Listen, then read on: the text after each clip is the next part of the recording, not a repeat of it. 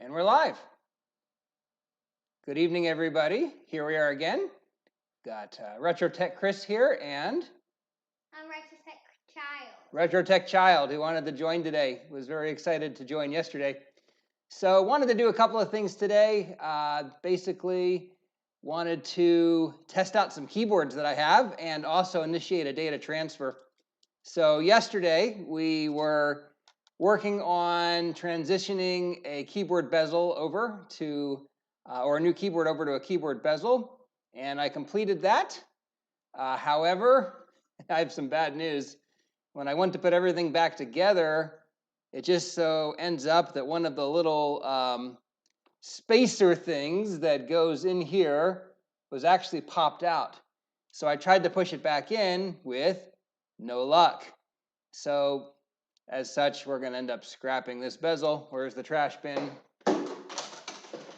It is what it is. Yeah, I missed it, but it is what it is.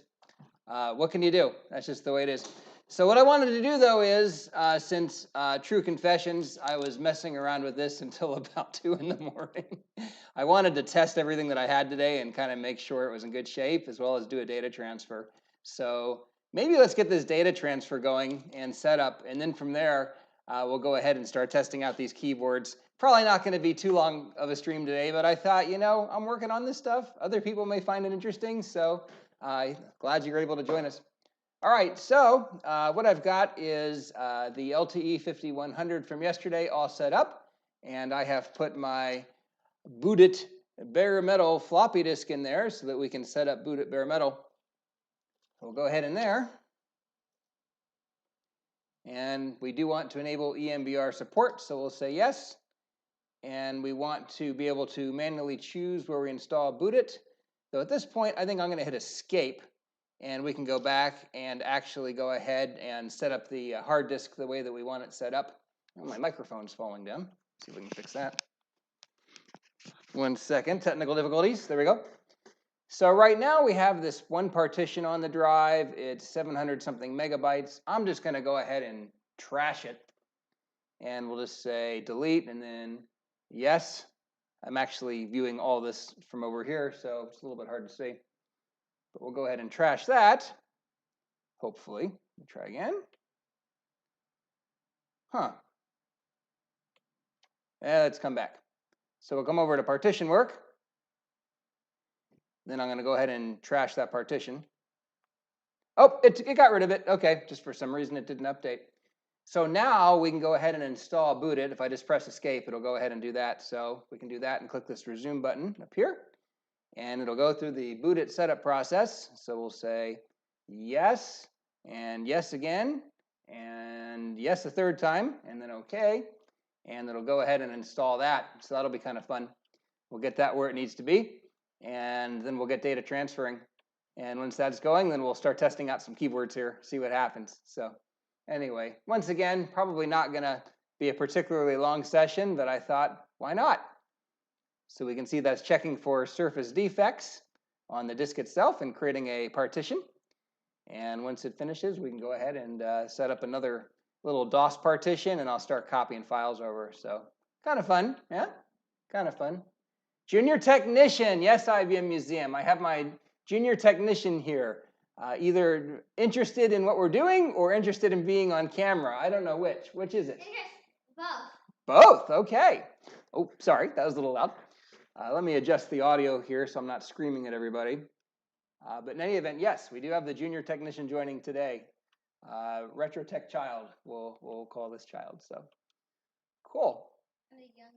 The youngest child, that's right. The other children are off doing their things. Cool, so that setup process is going along here slowly. And from there, we do have 2 keyboards to test, one with a bezel and then one without a bezel, since, as I noted, that repair ended up not going well, and I ended up having to swap in another bezel altogether. So that can happen. So we'll let this thing go ahead and boot up here, and we'll go ahead and create some partitions. So that'll be good. So Squidward's Daddy 12 has a question. My PC keeps blue screening and it beeps 2 times, has about a 3-second pause, and then 3 more beeps. Beep, beep, beep, beep, beep. That's a good question, what that could mean. Yeah, that's probably, I'm trying to think if that's video. It's almost like it takes me muscle memory listening to it. That's why I kind of sounded it out just now. Let's see here, blue screening, beep, beep, beep, beep, beep. It's probably memory or maybe the processor if it's getting to a point where you're starting up and seeing video. That would be my guess. I would do a quick Google search, but what I have found is when I'm live streaming with this little laptop, Google search will kill it. But yeah, I can definitely look and can comment on it later if you don't find something there. But probably memory or a processor. All right, we're going to add a boot item here. And I'm just going to call it DOS 6.22. That should be fine. And we're going to just go ahead and choose an icon here. Choose a nice little DOS icon. All right. And I'm actually doing this in the reverse order. Usually what I do first is come over to this partition work right, since we don't have any partitions. Well, we can at least choose the BootIt partition for the time being. Yeah, way to go. I'm off to a great start, guys. So we'll go ahead and choose that, and then we can come over here and just choose that, just so we can put a placeholder in, because like I said, actually that's not even bootable. Abandon mission. All right, cancel that. Come on. All right, so the way you're supposed to do things is you come over to partition work, and then from there we can go ahead and actually create a partition. So I'm just going to create like a 300 megabyte partition. I only have 800 megabytes to begin with, so it's a little bit low. So Santiago, how's it going? Good to see you. So let's go ahead and create that. I'm just going to call it DOS. It's going to do FAT16 is perfectly fine. And then from there, we'll go ahead and make this 300 megabytes, and we'll say OK. And that'll create a partition for us. Auto cluster alignment is fine. I love this program. I've been using it forever, and no, I do not own stock in this company. All right, here we go. Probably the stocks I own are the ones that you don't pick. So if you want to know how to pick a wrong stock, talk to me. I'll pick it. Mitchell, how's it going? Welcome to the chat. All right, so I'm going to pop over here. We're going to go to BootEdit now that we have a partition. And now we can say add. This is what I should have done in the first place. And we can come over here and let's just say DOS 622. Oops, wrong slot. Once again, I'm looking at this little screen, but it is what it is. So we'll choose that. Video mode's a little slow because it's using like your UniV driver to display here, which is not particularly great. So we'll come over here, choose DOS, and then we can come up here and just say DOS 622 once that finally chooses. DOS 6.22. I'm not even going to choose an icon right now. We'll just say OK. And we can pop out of there. And now we have an option for booting. So now if we go here and we go resume, we'll have an option. Granted, we don't have an operating system, so, you know, details. So at this point, we can go ahead and put a disk in.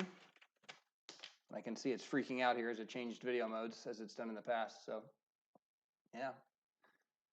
Santiago, pretty good over here finishing work. A lot of headaches today, so a good brain off is needed. Yeah, I can relate. I had a lot of headaches today too, but had a lot of really good help. People that were helping get through some problems. So it's always good to have a support team that's there to help you get through things. Always good when things go to plan anyway. So Mitchell was playing with FreeDOS in his home lab, still in the mood for more DOS 6.22. It's hard to, yeah, absolutely. I love 6.22. So let's go ahead and format drive C. Actually, it should already be formatted. I think that BootIt formatted it for us. So we can just do a sysc:, and that'll copy the boot files over, and we'll be all set. And then we can start the transfer. So that's the exciting, fun part, something like that. So there we go, doing sysc:, system transferred.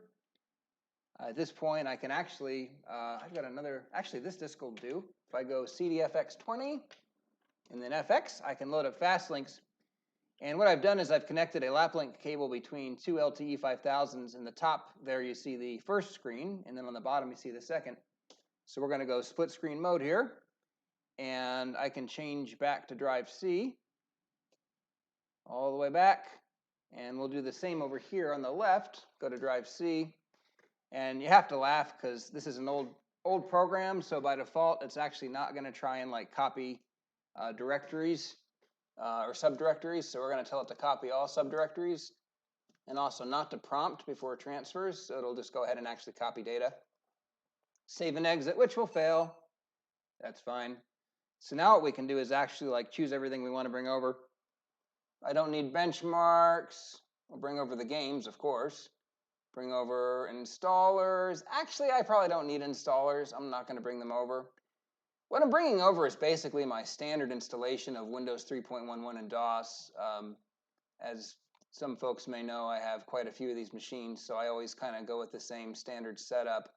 So we'll bring over those files, and that should do it. Hey, Ted, what's going on? Cool. So now we'll start to see directories create, and we'll start to see files transfer.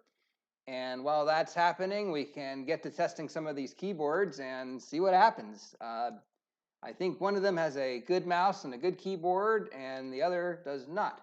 So what I've done is I've loaded Check-It onto a floppy disk here, and I've got a floppy drive here, and I've got an LTE 5000 right here. Isn't it nice? So we're just going to basically run like this time, because I don't feel like completely disassembling one to test a keyboard. So I've basically got a processor card here, and then we've also got a DC to DC inverter and a motherboard, and that's really all that you need to run one of these. So let's grab a video feed. Let's do like an input device test here. But you're seeing, Hank, that you don't see any physical defects on the floppies, but how well they certainly read depends on the floppy. Yeah, that's true too. I've been buying these Memorex and or iMation. Not that we have a lot of choice these days in brands like we did in the past, but they seem to be doing the job. Oh yeah, look at this, guys. It seems to be working pretty well, wouldn't you say? I think that other keyboard may be toast, which is okay because, I mean, it doesn't have a bezel anyway, and I have another keyboard on the way, so maybe it's, you know, maybe I'm not even going to mess with it. And it's also pretty yellow. Not that this one isn't also a nice shade of yellow.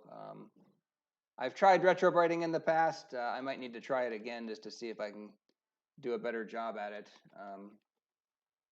Let's see, which key are we missing here? Just a couple more. Now this laptop, you see me holding down the FN lock button because it doesn't obviously have the full numeric keypad, so there's that as well.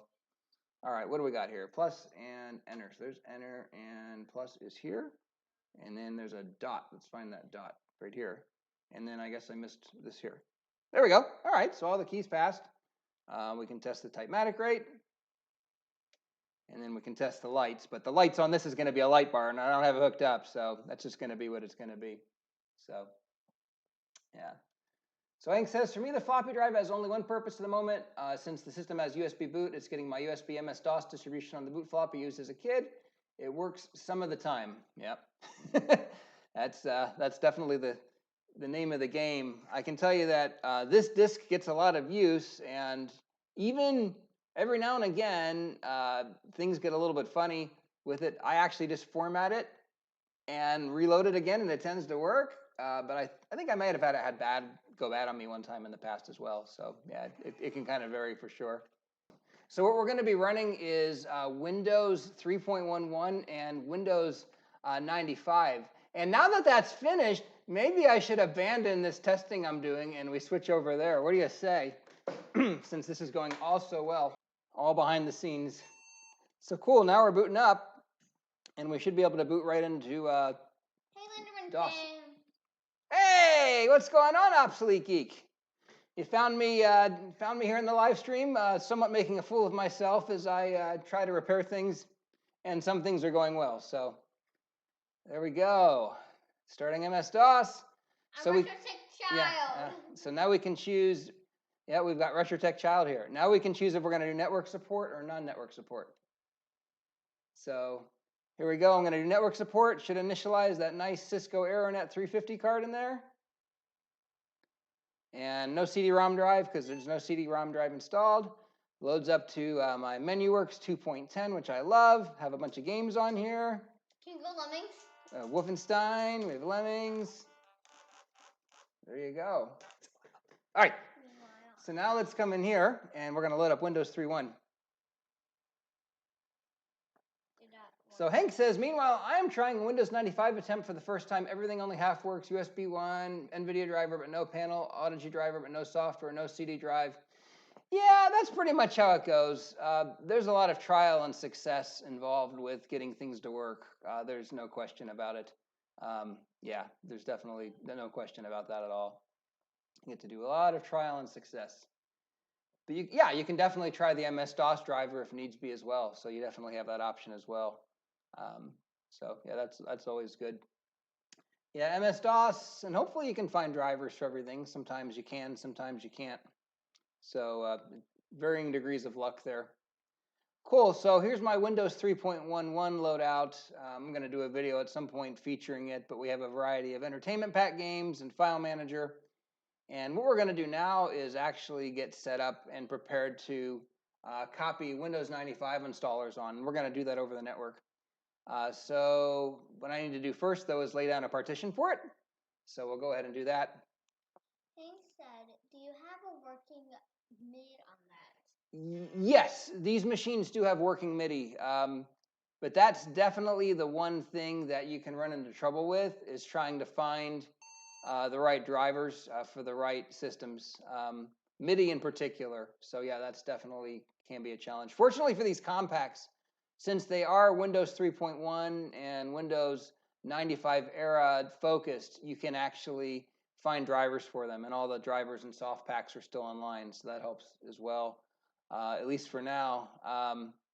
I see recently that Chrome has decided that it's really kind of pushing out FTP because it's an insecure protocol, and a lot of these vintage websites are FTP sites, so I'm actually kind of concerned about what sort of a future we're looking at when it comes to FTP.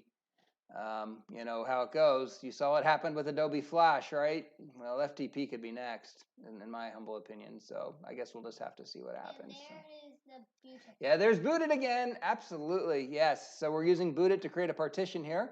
I just created a partition that takes up the remainder of the disk. So 400 some megabytes or so, 467 if I'm reading that right.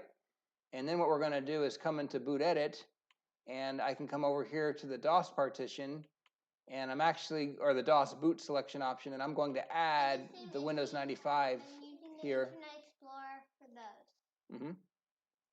All right, so now we're going to come over here, and we'll go ahead and boot into that. And with that, we'll have a drive C and a drive D, and I'm just going to copy the Windows 95 installer to drive D. So we're going to do that over the network. So yeah. Get around that problem for now. Yeah. Definitely, if you haven't tried out ProtoWeb, try out ProtoWeb. If you like to browse the internet, and you can also try out the OldNet's website as well. He has a proxy server as well. So there's a lot of different solutions for getting online and viewing the old internet. So that's great. Maybe Edge and FTP support recently? Yeah, I think that Edge, based upon, since it's kind of based upon Chrome, that it's coming, and there's a lot of debate in the Firefox community right now regarding what they're going to do. So it's just kind of a wait and see approach, but I think that for all intents and purposes that FTP is going to be very challenged here. So if you like something FTP wise, grab it. I have noticed that, like the other day, I was looking for some drivers, or somebody was looking for some drivers for NEC stuff, and it just so happened that somebody had uploaded those to archive.org. They basically zipped up, tarred up the entire volume or FTP server and uploaded it, which is awesome. So cool. So what I'm doing now is I've got my Raspberry Pi mapped to drive Z because that's the way this default image works, and we're going to copy the Windows 95 installer to drive D. So that'll take a while. So we probably won't wait that out. But from there, I can what I'll do is I'll go back into BootIt and I'll set up another item in the boot menu for Windows 95, and then we'll boot that up. All right. Well, actually, I mean, I couldn't have timed this any better because it looks like the 95 files have copied over. So I'll at least kick off the installation for that. And then from there, it's probably getting to be dinner time. All right, so back in here, we're going to go into the boot editor. And we'll add a Windows 95 option. And let's go ahead and add the 95 partition. And then from there, I can come over here to boot, and we'll add 95 over here as well. Cool. So that doesn't have an operating system installed. So but what we can do is, if we go here, and then we pop down to 95 and press enter, it'll ask us for a boot disk. And if it doesn't, at that point, it set that partition active, so we could actually do a Control-Alt-Delete and put a boot disk in. But the key thing is you have to make that selection so that it moves it. All right, so let's run setup. So what I've done is we've booted with the floppy disk, and I just changed directories to that little setup directory. And now we're going to run setup. And the first thing it's going to want to do, I think, is run ScanDisk. Windows 95 sure did love ScanDisk. Oh, thank you. Appreciate that, Hank. I'll look for that. All right, so now one thing I am going to have to do is on the PC I'm using for streaming, so we'll see if I don't cut it out again, is go and find out where I've got like all of my repository for everything stored, including my keys and things. So let's go find that. I just keep it all electronically because, you know, otherwise you end up losing things. So there we go. Cool. Hopefully we're still hanging on here. It looks like we are, so that's good. So we'll come over here and say yes. And from there, it's going to be looking for a floppy disk. Yay. And we can go ahead and hit next. And we'll just say C:\Windows. That's fine. And usually I move the directory to be something like winstall. I just left it as Win'95 2.5. I'll probably regret that later, but it is what it is. And we'll go ahead and it's checking for disk space, and hopefully there's enough. Now we're going to be asked for a key. All right, name in, at least most days. This is how I call myself. If I'm in trouble, I think I hear Christopher, but we'll go with Chris for today. So Hank says the only bug I currently know is that memory limiters are set to high for Windows 3.11 to function. So on high RAM machines, you want to tone those down a little. Yes, that definitely helps. Especially, you might have seen my concurrent DOS video. Boy, was that a pain. By setting like the memory hole function, you can do okay. Though I found in a lot of cases that with like 3.11, it does, if you have a lot of memory, it still usually only detects 64 megabytes anyway. I think that high mem sys, at least with DOS 6.2.2, you have that help. But yeah, for like 95 and 98 machines, you're definitely going to have trouble running that on more modern hardware without doing some patching and trickery. I've done it. I don't think I had to do that for the Dimension 2400, but there's other systems I've tried to install 95 on that were problematic. So I went ahead and did load up memtest on this little motherboard here, and yeah, lo and behold, things seem to be working pretty well now, so that's good. Looks like we're about 51% through testing the 8 megabytes of memory that's on this little processor card right here. That's where the memory is, on the processor card. It's actually not on the motherboard. So if we were to pop in a faster processor of the later 5000 series, we could actually have more than 8 megabyte stock. So that's kind of convenient as well. Now, one thing that 95 does is it overwrites the MBR, overwrites any sort of like anything you have in this partition there. So what that means is that BootIt is now deactivated.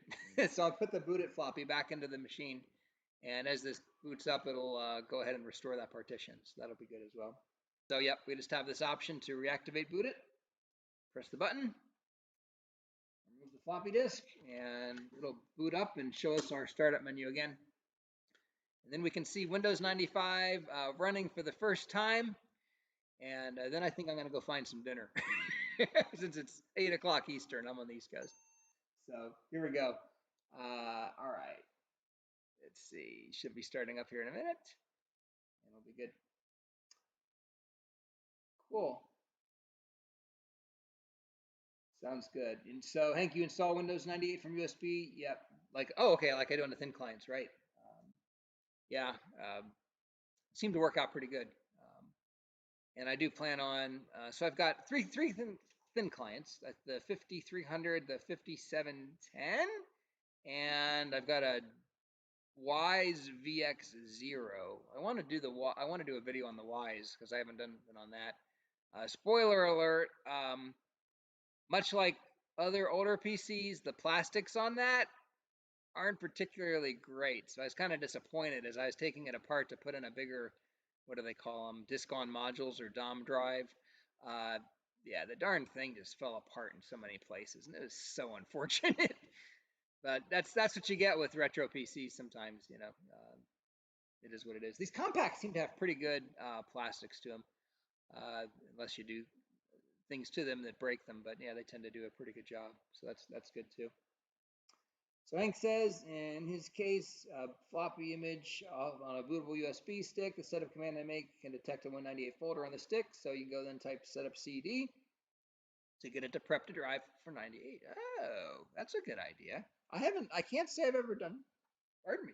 I can't say I've ever done that. So that whole setup C:, D:, is that basically copy over the installer files and make it bootable? Is that what you see happen? I have to try that. That's really cool. So the one reboot later, you get a basic MS-DOS instance with the 98 setup and then install as C. That's okay. That's awesome. Wow, definitely have to have a look at that. So Matthew says you got Windows ME installed from the external drive and USB. All you had to do is install USB drivers and replace some USB drivers and DLLs and got all the way to desktop. Oh, that's cool. That's awesome. That's pretty exciting. Good. Well, cool. So we've gotten to a point where I haven't cooked or destroyed anything that I know of. We've got Windows 95 installed and booting up for the first time and finishing off as installer. We've got memtest running on this motherboard, which seems to be behaving itself now better, that it's hooked up to a more amenable video capture. And this is going to kind of grind through. And as I noted, it is dinner time. So we're not going to set up printers and then we'll reboot. So the Windows, that one's going to finish as well. And I'm loading memtest because I'm an idiot. Hold on. All right, let's find the DOS boot disk. Look at that, dual startups. That's kind of cool, isn't it? I'm gonna not do this active channel thing because it takes forever. So if we just abandon that, what we can do here is cheat and go back to DOS and use the DOS network to copy over the drivers. And then from there we'll do drivers. So yeah, we'll do drivers. You talked me into it. Dinner can wait. We're committed. We're dedicated, and we'll see what happens. Yeah, we're gonna get a working machine out of this. 2 working machines. See, that's good. You're a good influence. So, yep, cool. All right. So, all right, this is booting up. So we'll go into 3.1 mode here, and what I'll do is I'll copy over to the Raspberry Pi. If I don't already have 5100 drivers on the Raspberry Pi, we want network support. So I'm going to go to the Raspberry Pi. I found the Raspberry Pi is a great way to share between the 2 machines. I tend to not leave the drivers out here. I tend to kind of like move them in and out for whatever reason because, yeah, I like to make things confusing. So we'll go ahead and do that. Dinner and drivers, a dinner show coming to your desk. Yeah, I have a craving for a nice chicken sandwich that I'll probably go out here and buy afterwards to see. Maybe a RetroTech child will want one as well, though at this point she has probably found something for dinner. So, all right, I just need to go over to my my main computer here, going into my Retro Computers folder, going into the LTE 5100 folder, Win'95. We'll just start with network wireless drivers and copy that to drive Z, which is the Raspberry Pi. And meanwhile, we can boot this other machine into 3.1. So using the wireless card to copy wireless directories. So thanks. It's funny enough, people could make a show about eating fish while doing soldering and call it fish and chips. Yeah, there you go. Why not, right? Fish and chips, soldering. Absolutely. Very cool. So that's copying. While that's copying, let's test a keyboard.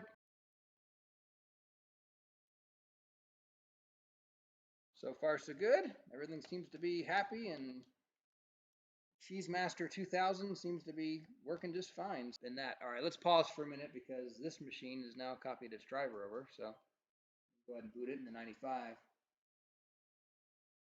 That should be just enough to get us going here. All right, come on, let's go. There we go, Pentium 90. Yeah, it does take a little while to get going. So there we go. We'll boot into 95. Get those drivers installed. Now we can do FN lock and do the rest of the keys here. So it's another joiner to the stream here. This girl is all into technology, unlike the youngest. Say hello. Hi. And she's very charming. So there we go. Let's see here. So we're testing a keyboard. Plus key. I think that we're good, guys. I mean, it's kind of redundant to test the the keys that are redundant keys when you happen to do the FN overlay. So, but it seems to be okay. Except for that control key, actually. Oh, look at that. Oh, that's funny. I guess we do have a bad key. Look at that. That doesn't work. After all that. Oh, no. Oh, well. Well, we could press any key 3 times to move on, but that's okay. So, yeah, I guess we do have one key that's kind of wonky. Let's pry it off and see if we see anything obvious. Oh, definitely some debris under there. So let's do something here. I'm gonna get this driver install going, and then we will try a little trick because once again we like to try lots of things. Oh, that could have been Hank. It might have been the one key that was jamming earlier. If that's truly what's going on here. Let's bring this back into the test mode just because we can. So input devices, keyboard, and test all the keys. Let's keep this moving too. We're multitasking. So if we go to Windows and then temp, we should have all of our drivers. Yes. So we've got drivers, we've got the utility, and we've got the release notes and firmware. All we need is the utility.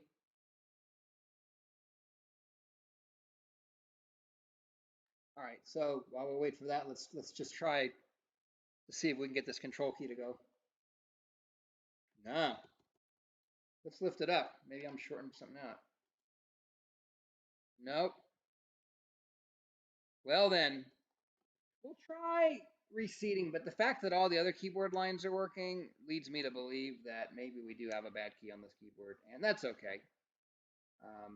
They're wireless B, so that the thing about the cards is they are wireless B. So worth pointing out. Hang on, to make sure I get this right. If I turn on leap, it causes all kinds of problems. They're wireless B, which means you have to have a router that supports it, and my default routers in the house don't. And the other thing is it only supports a certain level of WEP, so there's that as well. So you're only at so secure as you can be. I've at least locked down the MAC addresses, but I mean, let's face it, you could spoof that, right? So what I tend to do is only turn it on when I know I'm going to do something like today, like I know I'm copying files. So, okay, so the driver, that's installed there. Here's the drivers, and that's just kind of like a navigate and find. And what I found, what I like to do with the drivers, because I'm lazy, is I'm just going to copy it to the root of drive C. I totally need to install that Windows Internet Explorer 4 because when you do that, I think it's 4. When you do that, the windows don't pop out like this. It's actually like modern. We did call off that installation because it takes a long time. But I can copy this to the root here, and we'll just call that directory. There it is. It's going to rename it to like something easy to find. So C will be that. And then what we can do is actually we have to go into Device Manager and enable the PCMCIA or PC card drivers. So, oh, I never finished the thought. Why did I go with B? Right. So this machine uses PCMCIA non-card bus. So with that, you can't really find G cards that are non-card bus. They're all going to be card bus. These machines have an ISA based PCMCIA bus, so they won't support your newer cards that will be G. So yeah. Okay. Doesn't that downgrade your entire home network? No, because the home network is running G, and I've got a separate router. So basically, it's just a separate router that I can turn on and off. So DDR-WRT can do that. Yes. Wireless B puts everything. Oh, that's interesting. Oh yeah, I don't know. Yeah, I have Google Mesh, and then from there I just got the wireless G route, or the router that supports B, kind of hanging off of that. So yeah, it seems to work out pretty good. Yeah, IE4, good IE5 install that can do the same thing, but it seems lost with time. Tried making it, but no luck. Yeah, I'm gonna have to go back and research how to do that now that I called off the installation. I think I can just go find the installer and run it, and it should like bring us into that nice mode. It made all the difference. I mean, Windows 95 when it came out was just so revolutionary and cool. But it sure made things nice when the windows didn't all pop out as separate windows and you had icons you could put into your taskbar, things like that. So I think those were some good improvements that came along later. So, well, shoot. So this keyboard, I think we're gonna say bad. I would spend some more time troubleshooting it, but it's ugly anyway, and I'd have to retrobrite it.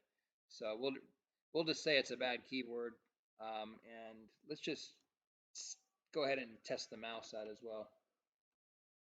Yeah, ISO versions have that. This actually came off of an ISO. I just copied parts of the installer, if you will. But yeah, for sure. So let's do a Control-Alt-Delete, and let's go into F10 setup here and see what we can get.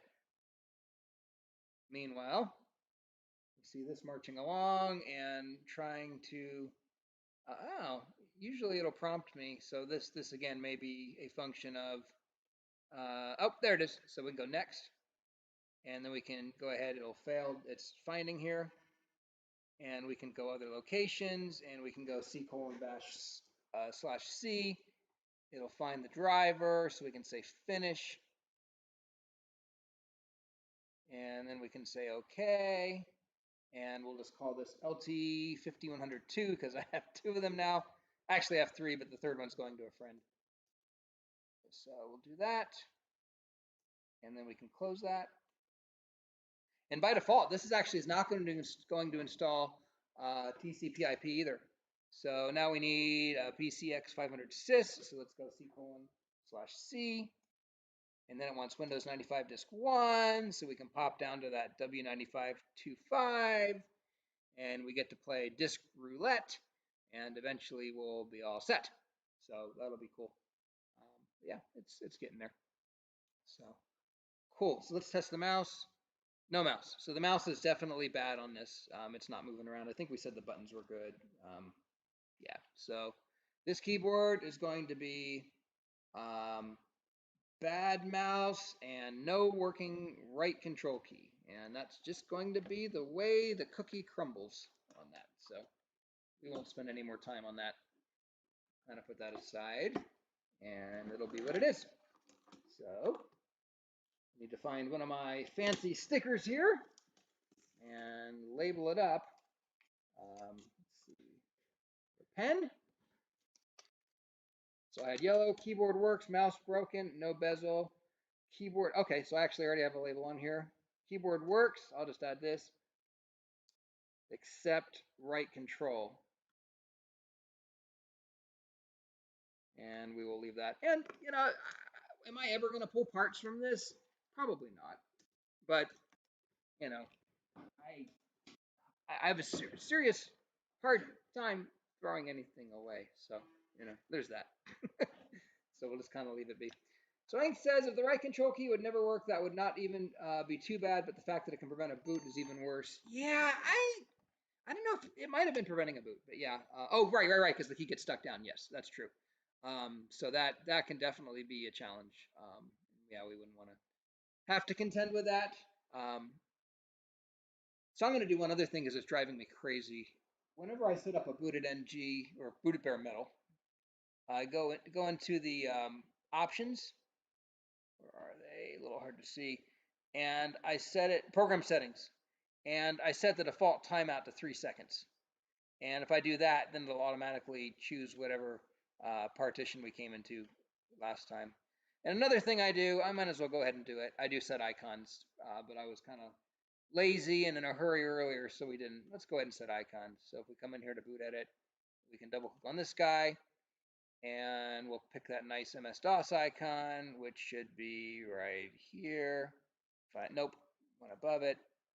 And the other one, I think the one below it was PC-DOS, actually. And then from there, we can come and do the same thing for 95, and we'll be all set. So let's pick a nice icon for Windows 95, which is going to be this dude here.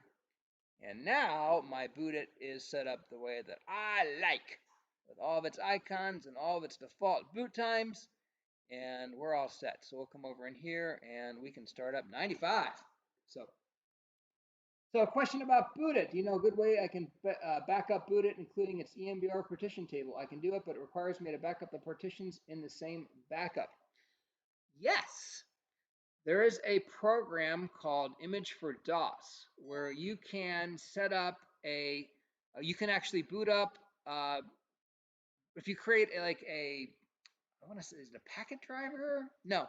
If you boot up like using LAN Manager and then run BootIt or Image for DOS, you can use that to copy and dump your partition to another drive. Now, caveat, I've tried that in the past and actually had some problems, and the image was not restorable. So, hey, welcome back, Ted.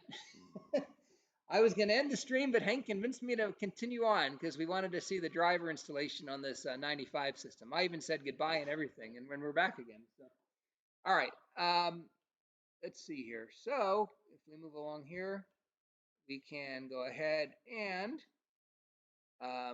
set up our wireless. So to do that, I'm just going to come down to this client utility.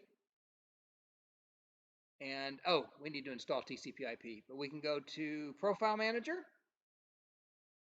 and add a profile. I'm just going to call it default.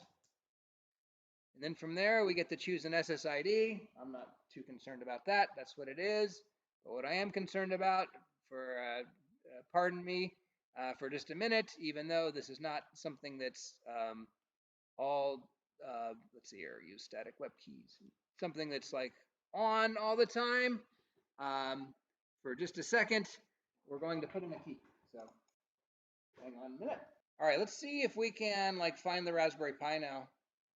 Oh, this is hideous. Yeah, we're gonna have to install this Internet Explorer 4-piece because this is just really hideous.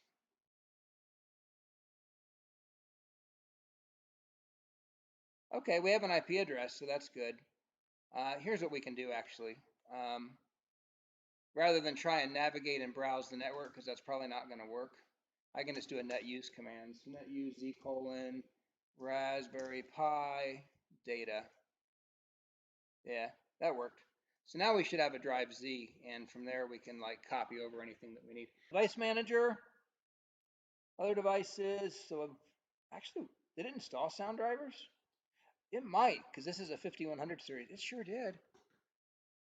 Okay, actually, I'm going to say this. I don't think we need to install any drivers. We do have this one PCM CIA card services, and I've never been able to get rid of that. So, yeah, I'd forgotten. So 5100, 5000, 5200 use one motherboard. 5150, 5250, 5300, 5400 use another, 5280 as well, and then 5380 has its own motherboard. These motherboards, I think that the sound is already all set there. We could install a display driver, but quite frankly, it's already got a Cirrus Logic 7543, and I'm not one who's known to actually use that stretch function. So we could at least bump it up to 800 by 600, which will do all sorts of fun things to the video capture device. But yeah, I think we can get to maximum resolution without having to do anything as well. Yeah, don't try that. Yeah, if we do that, we should be in good shape. But yeah, so I don't think we have to install anything, to be honest. I think that we're actually I don't think I'll do that. I think that everything's already in there since we are running that later version of 95. Wow, that seemed to pick up the mode really nice just now. Kinda. I see it's a little bit shifted. It may autocorrect here in a second. I think that's what it's doing right now. Yep, there we go. So now we're 800 by 600. So yeah, I guess that all the drivers are installed. So yeah, it's smooth driver install. The machine was old enough, and I'm sure that Compaq must have partnered with them somehow to get what was needed into the operating system. So cool. There's more to it though. I think this may not be enough. There's a series of other things it tries to do on that first um, setup there. Yeah, this, I don't know. Okay, standard installation. Let's see what our options are, because on that first setup, it actually does more than install IE4. Let's do a full installation. Maybe that'll help. This is like not the same dialogue that I seem to see when we first set up. Okay, well, it's going to do Windows Desktop updates, so okay, fine. That's everything you could ever hope for and more. Okay, yeah, maybe so. Maybe it does skip ahead to this dialogue here because this is looking familiar to me now. So cool. Well, that one will definitely do that. Yeah, it's gonna add all. Yes, okay, yeah, it looks like it. Yeah, I think it's gonna install the active desktop, which should. Yes, this is the dialogue that I usually see automatically on startup. So this is it. Yep. So it'll do all the active setup and all of that good stuff. So yeah, with that we'll be in good shape. Good, good. Well, if that's the case, then we'll be all set. Yeah, standard might have been enough. Anyway, yeah, because I think typically what I do is I install this, and the first thing I do is actually pull down that active channel bar anyway, since it's got things like MSN and Disney and other things that aren't going to actually work these days. So cool. All right. Well, I promise you that this will take an excess of 20 minutes. So yeah, real player. That's a fun one too. Um, but yeah, so rather than since I run out of things to talk about, I'll go ahead and end this. But I'll definitely we'll get through this setup here. I think we'll be good. Maybe look for an Instagram post from me with the complete setup once everything's all done. So I'll take a nice little screenshot, and that'll be our proof that we can see the nice 95 desktop all set up once that finishes here in 20 minutes or so. So with this sort of a thing, and I'll even, yeah, I'll take a picture with the channel bar. I think that Warner Brothers is on there as well, like you said. So, but hey guys, it's been great hanging out. Thanks for joining. I'm sure we'll do more of these as I think of some other things to do. Good outcomes here. I don't think I cooked a motherboard despite my best intents, and this machine seems nice and set up. So yeah, thanks so much. Definitely see you next time. Thanks, and y'all have a great night. Bye.